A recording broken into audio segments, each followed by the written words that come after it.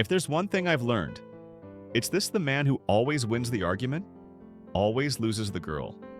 Not immediately, not loudly, but slowly, in ways he won't see coming. You think logic wins her over? You think clarity will melt her confusion? You believe if you just explain well enough, she'll finally see things your way and stay. But all you're really doing is wrestling for a crown you were never meant to wear? In her eyes, you don't become stronger when you dominate the conversation.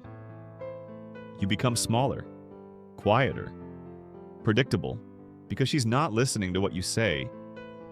She's watching how far you'll go to prove you're right. And the moment you lean in to argue, to clarify, to get the last word, is the moment she starts pulling away.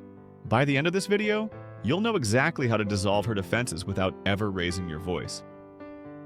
Surrender the argument and still win the war. You need to understand what the argument really is.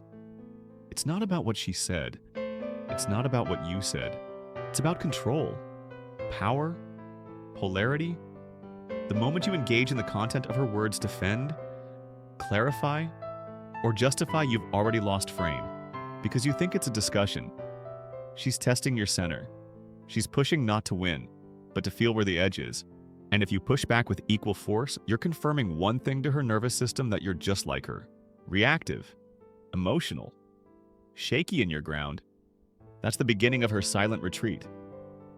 She may stay in the room. She may even say, "Fine, you're right."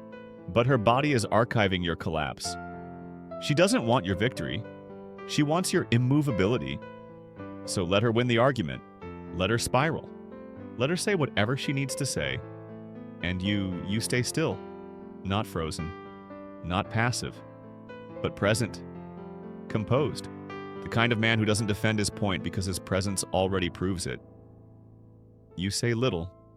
You say only what must be said. And often you say nothing at all, because the silence you hold isn't weak. It's terrifying. It's the kind of silence that says, "I'm not here to fight. I'm here to walk away if I need to." There's a moment you felt it before when she's lashing out. Eyes sharp, voice rising, and you meet her with calm. Not fake peace, not avoidance, but that primal kind of calm that comes from a man who's already decided who he is. That's the moment she flinches. She softens. Her voice wavers. Not because you gave in, but because you didn't engage. That's the paradox. You give her the surface win, and suddenly she submits to something deeper. She doesn't want to lead you in circles of emotion. She wants to see if you'll follow. And most men do. They chase. They explain. They match her energy, thinking they're being strong. But matching energy is mimicry, not mastery. When she escalates and you stay still, not smug, not passive-aggressive, but deeply still, you interrupt her pattern. She starts to feel foolish, emotional, dramatic. Not because you made her feel that way, but because you refuse to join her storm. And that's when the shift happens. The woman who was raging a minute ago, she looks at you differently. Her eyes drop. Her breath slows. She starts searching for safety again. Because somewhere, deep down, she doesn't want to dominate you. She wants to know she can break down in front of you and not break you. And when she sees that, when she feels that her submission isn't a performance, it's instinct. It's natural. And it comes not because you beat her with logic, but because you made the argument irrelevant. She doesn't want a man who's always right. She wants a man who doesn't need to prove he is. But here's where most guys collapse. After the blow-up ends and she calms down, they need to be validated. They need her to say, "You were right." They need closure. They want to feel victorious. And that's the second fall. Because if you ask for that, if you look for confirmation, you're back in the ring, you're no longer above the chaos. You're seeking reward. And the man who seeks reward from a woman he just silenced is not strong. He's starving.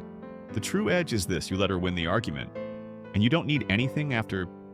No apology, no recognition, no moment of "you finally understand me." Because you're not in it for the points. You're in it for the polarity. You're not seeking control. You are control. And that's what makes her melt. You want to know when she really submits? It's not in the bedroom. It's not when she's smiling. It's when she starts speaking more softly around you, when her eyes linger, when she begins to mirror your calm instead of challenging it. That's not compliance, that's surrender. That's respect born from restraint. And it begins the moment you decide that you don't need to win with words. Most men waste years trying to convince women to understand them. You've done it. You've typed the paragraphs, sent the long texts, made your case, and every time you felt a little smaller after. That's because words are the currency of her world. And if you trade too heavily in them, you become one of her kind. To stay in polarity, you speak with action, you speak with stillness, you speak with the kind of silence that says, I could argue, but I won't. Because your chaos doesn't change who I am. And then you walk away. Not out of anger, but out of clarity. You let her win because winning means nothing to you. Because peace isn't a performance, it's your default. And when she feels that, you don't have to ask her to come close. She'll find herself kneeling at the altar of your calm, not because you forced it, but because you never flinched. She doesn't even realize what's happening at first. All she knows is that something about you doesn't move when she pushes. Something in you won't bend just to make her feel better. And it confuses her. Then it attracts her. Then it breaks her. Not in a cruel way, but in the way only a grounded man can break a woman by showing her that her emotions don't dictate reality. That love isn't a negotiation. That connection doesn't require consensus. That real intimacy is not found in mutual agreement, but in mutual acceptance. You don't owe her agreement to love her. You don't have to agree with the chaos she throws just to stay close. In fact, the moment you do, the moment you match her intensity, fold to her logic, echo her emotion, she loses respect. Respect is the fuel of feminine surrender, and the men she respects the most are the ones who don't try to win her. They simply remain. Still. Solid. Unmoved. Even when she's screaming, especially when she's screaming. Because here's the truth. Arguments are not battles of words, they are invitations to polarity. You can meet them with energy, or you can meet them with depth. Most men don't have that depth. They're addicted to fixing, to solving, to proving their version of the story. But when you release that addiction, when you let go of needing to be understood, you unlock something deeper. Her submission is not about agreement. It's about emotional surrender. And that only happens when she can feel your center is stronger than her storm. So let her win. And don't flinch. Let her say you're wrong. Let her call you cold. Let her accuse you of not caring. And let it wash over you like rain on stone. You're not there to fix her image of you. You're there to be the man who doesn't disappear when she's afraid. That's what most men miss. They think the argument is about logic, but it's not. It's about safety. She's flailing because something inside her is frightened. She's testing because she doesn't trust. And you, if you can't pass that test, she won't give you her deepest self. You don't fix that by talking. You fix that by not needing to fix anything at all. You stand, you breathe, you say little, you watch, and eventually, she breaks. Not in a defeat, but in surrender. Her shoulders drop. Her voice softens. She may not say it out loud, but everything in her posture admits it. You passed. The moment you stop playing her emotional game is the moment she starts playing yours.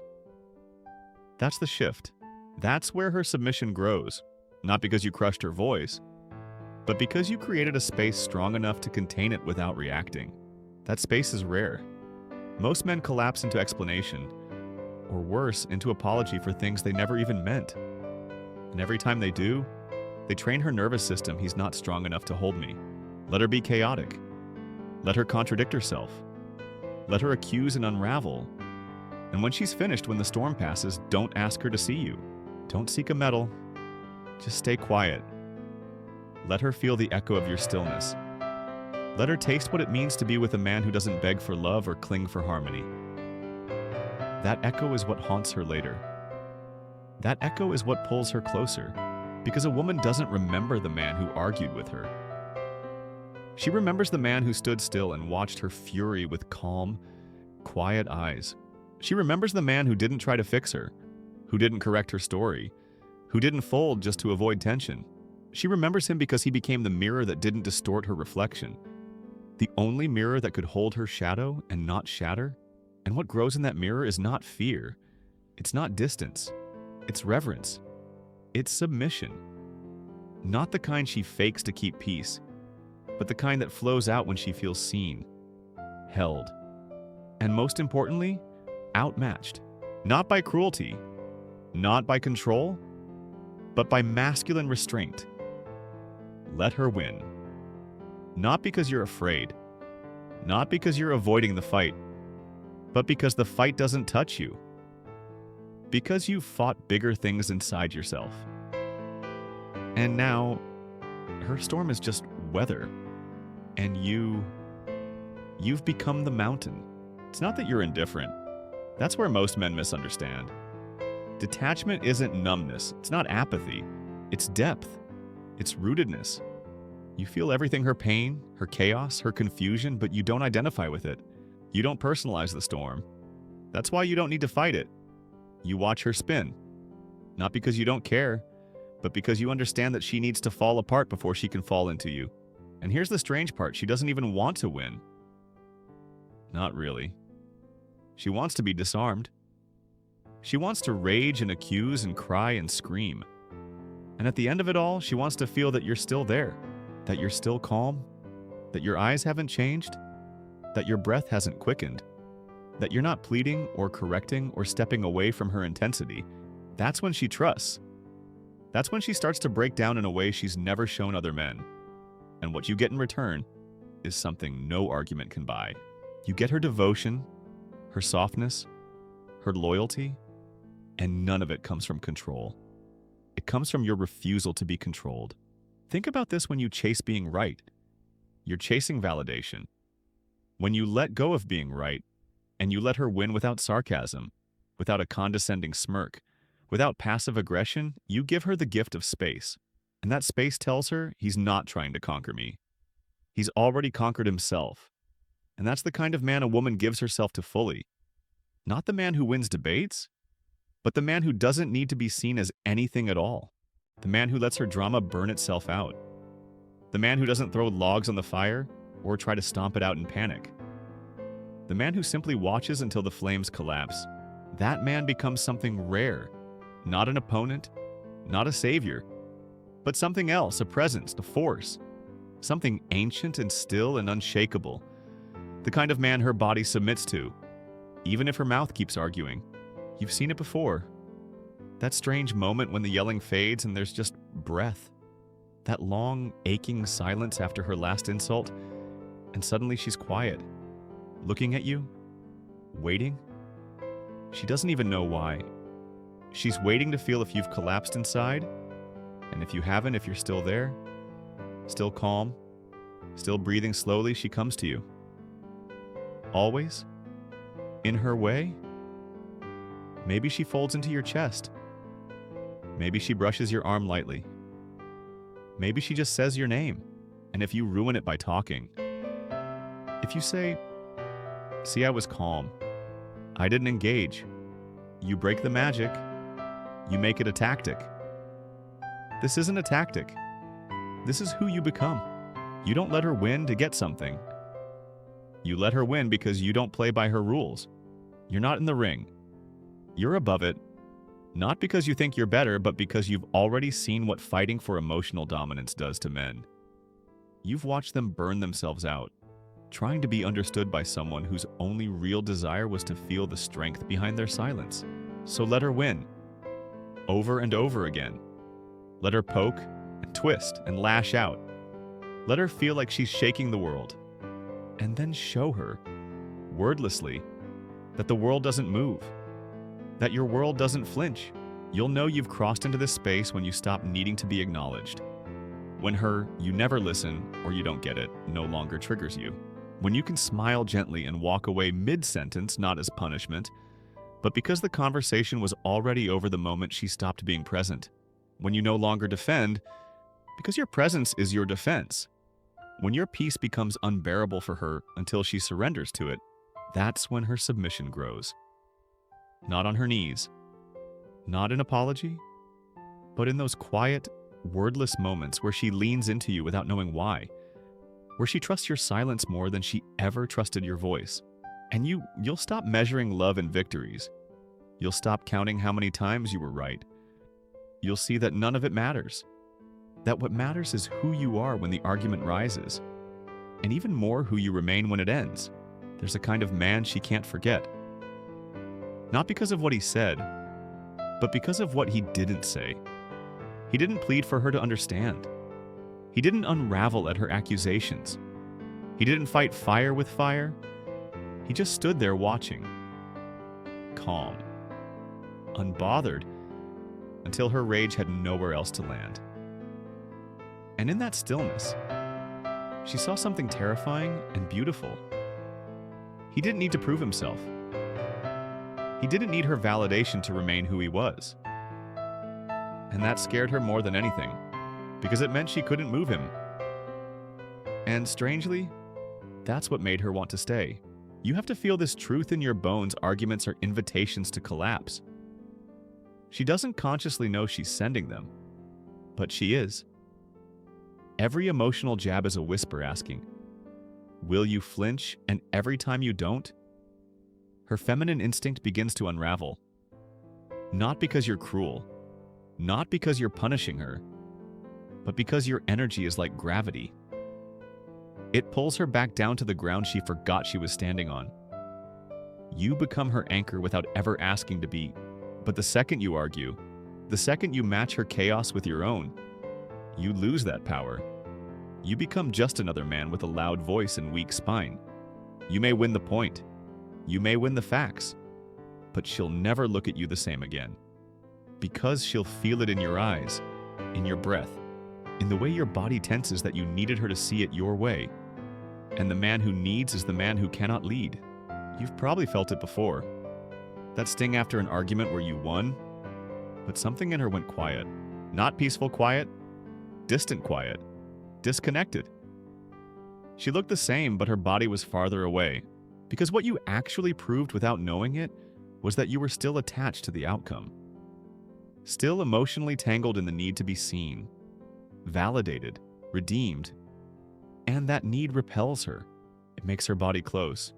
It makes her energy retreat. Because the man who collapses into his own ego, even when he's right, is still a boy in disguise. So let her win. And don't track it. Don't count favors. Don't expect her to realize it and reward you. This isn't a chess game. This is spiritual warfare. And your weapon isn't cleverness, it's clarity. It's knowing that your strength isn't in words. It's in the way you don't waver when her whole world is spinning. When she says things that are unfair, you don't flinch. When she says things that hurt, you don't hit back. When she throws her storm at your feet, you don't sweep it away. You let it rage. You let her collapse in your arms after not because you wanted to win, but because you wanted her to feel safe losing. That's the real paradox. When you stop trying to win, she surrenders. When you stop trying to lead the argument, she follows your energy. When you let her take the surface victory, she gives you everything deeper. Her body, her trust, her loyalty. Because she knows even if she never says it that the man who didn't need to win was the man she couldn't conquer. And that's the only man she'll kneel to. But don't fake it. Don't use silence as manipulation. Don't use calm like a performance. Women can smell posturing from across the room. If your stillness is just a mask over panic, it won't work. She'll feel the fracture. She'll press harder. And eventually, you'll crack and she'll know the truth. You weren't calm. You were terrified. Real stillness is forged in solitude. It comes from staring into yourself long enough that no woman's chaos scares you anymore. It comes from dying to the need for approval, from burning through the part of you that wants to be seen as good, or noble, or right. When that part dies, something else is born, something ancient, something immovable. And from that place, you don't argue, you don't beg, you don't even try. You just are, and that's enough.